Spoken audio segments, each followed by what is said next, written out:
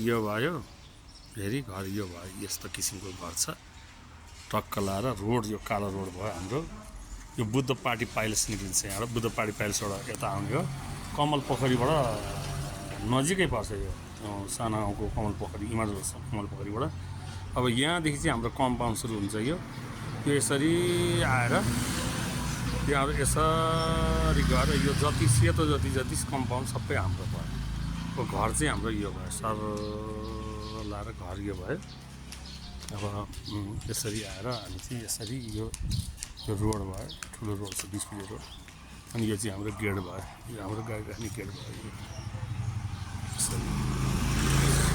यो चाहिँ मान्छेहरू निक्लिने गर्ने गेट भयो यो चाहिँ हाम्रो गाडीभित्र लाने गेट भयो अनि हामी सर लाएर अब हामी भित्र पस्छौँ भित्र पसेपछि सर लाएर यो यस्तो किसिमको छ क्या यो यतापट्टिको भाग हो अनि यो सर र यो भित्री हाम्रो वाल भयो कम्पाउन्ड वाल भयो भित्री कम्पाउन्ड वालबाट घर चाहिँ यस्तो भयो यो हाम्रो मेन गेट चाहिँ यहाँबाट छ हरियो भयो सर लाएर हरियो दरबारै छ घर सबैमा एसी प्रत्येक कोठामा प्रत्येक रुममा एसी छ माथि कौसी पुरा खुल्ला छ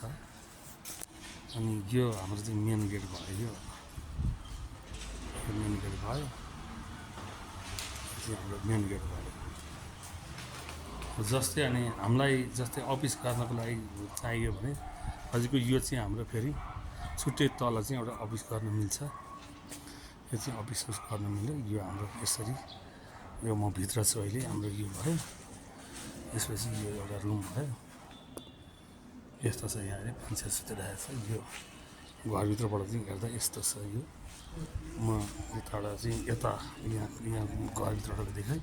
यसरी यो रोड भयो निक्लिने भयो यो घर भयो यो चाहिँ हाम्रो भित्रको भयो यो चाहिँ अफिस गर्न पनि हुन्छ यो चाहिँ अफिस गर्न पनि लायकको छ यो टक्क लाएर एउटा रुम भयो यो छ यसपछिबाट आएर यो टोयलेट बाथरुम छ यहाँ सँगै यो चाहिँ सिटिङ रुम जस्तो बनाएको छ अब त्यसपछि आएर चाहिँ हाम्रो एउटा यो रुम छ यो चाहिँ अब अहिले रङसँग राखिरहेको छ यो पनि रुम ठुलै छ ठुलै रुम छ यो पनि जस्तै अफिस गर्नु पऱ्यो भनेदेखि अब त्यो अब जस्तै चिया खानु पऱ्यो भने यहाँ चाहिँ हाम्रो किचन छ एउटा सानो खालको एउटा किचन छ माथि लाइटिङहरू भयो अनि यताबाट आएर हामी यता बाहिर पनि निक्लिन सक्छौँ यो चाहिँ यो यस्तो किसिमको घर हो यो यता पछाडिको भाग है यो चाहिँ यो पछाडिको भाग अब यो यस्तो छ यो पछाडिको भागहरू भयो यो यतापट्टिको इनार सिनार भयो यो यतापट्टिको बाहिरीपट्टिको भयो यो बाहिर भेगबाट चाहिँ हाम्रो यस्तो छ पछाडिबाट हामी हेर्दाखेरि चाहिँ यस्तो छ पछाडिको भाग यो भयो अब त्यसपछिबाट आएर यस्तो भयो यो किचनको भाग हो अब त्यसपछिबाट आएर अब भर्याङ पनि यसको ठुलो छ म भर्याङ पनि यसरी देखाउँछु अब यो एउटा रुम भयो दुईवटा बेडरुम छ एउटा किचन एउटा सिटिङ रुम छ एउटा ठुलो अब यो चाहिँ अफिस गर्दा पनि भयो होइन राम्रो मान्छे आयो भने एक रात हामीले भाडामा पनि दिन सक्छौँ